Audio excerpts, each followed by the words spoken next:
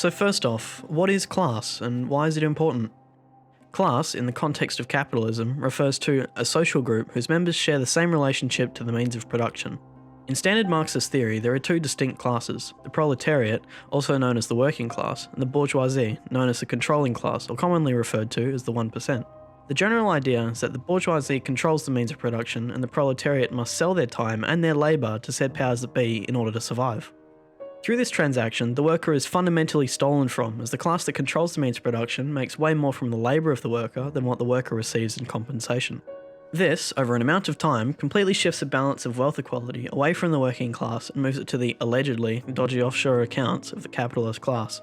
As such, not only suck the worker dry of their labour, but to avoid contributing to the societal structure that allowed their endeavour to flourish in the first place. This, in effect, has stripped power of control from the working class, instead handing it to those who sit back and reap the rewards of the labour, again, often not giving those who truly earned those rewards a proportionate cut. Class consciousness is when the proletariat becomes aware of the injustices being done unto them, and they unite in order to rebalance the distribution of wealth and power back to the hands of the working class. This gives a little bit of background into the concepts which we'll be applying in the film that we're looking into today.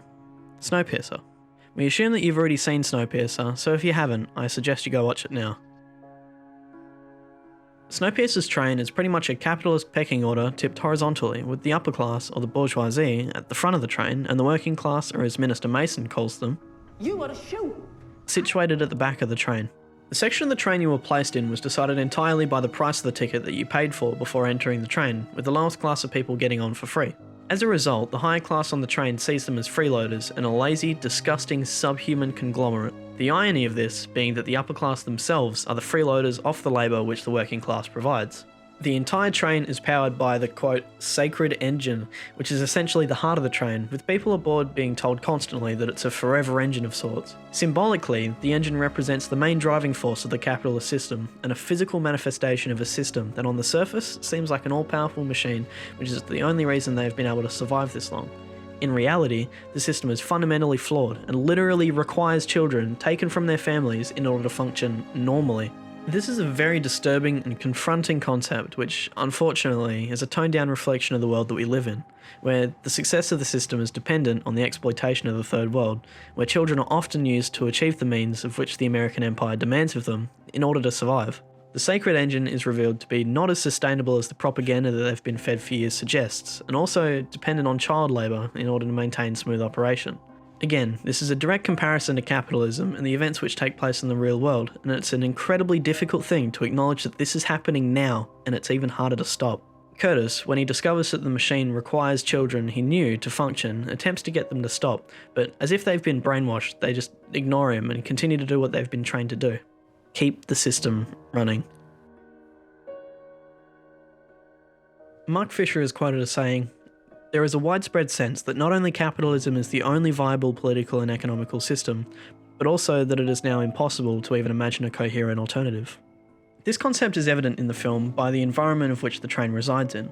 Interestingly, throughout the course of the film, we discover that the planet is becoming habitable again, as evidenced by the plane underneath the bridge becoming viewable. Also, to aid this notion, is the polar bear at the end of the film, showing that in fact the planet is becoming habitable again.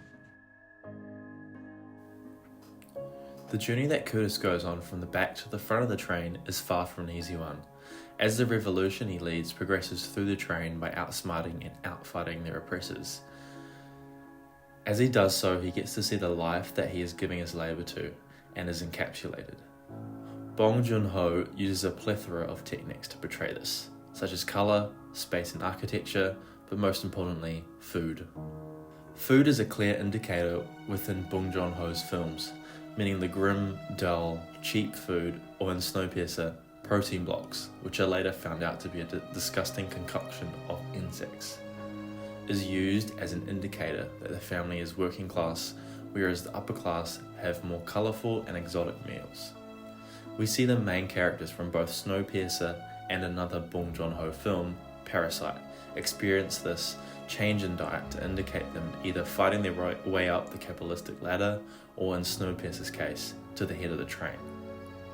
Where the films differ is Parasite uses the gradual saturation of food to indicate the progressing wealth, whereas Snowpiercer gives the main characters who get that far a tiny taste of what the upper class has been enjoying.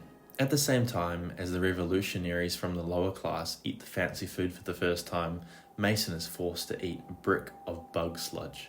It's pretty satisfying to watch. So why class? Snowpiercer is a great movie. You can sit back, watch it at surface level and enjoy it. But if you look deeper, you get the underlying symbolism that we have laid out before you. And what is something that everybody experiences on a daily basis? Class. Class is the thing that unites the people, and it's the best way to get the concept the movie is presenting across. The movie is telling the story of a class of people gaining class consciousness and rising up against their oppressors in order to find a better life for themselves and their families. Along the way, they find people who are both beneficiaries of the system but also victims themselves. The train has been running for 17 years at this point, and most people on the train can't remember their lives outside of the train. Both people born on the train and have grown up in that environment don't know anything outside of the train, both physically and ideologically. This is a sentiment everybody can relate to in the real world, as many people don't have any experience outside of the capitalistic ideology, and as a result, they don't question the status quo unless something outside of the system pushes them to. So, what was the point of Snowpiercer? What the hell was that ending? Well, something interesting to note about the ending of the film is Wilfred tries to indoctrinate Curtis into taking over for him at the front of the train.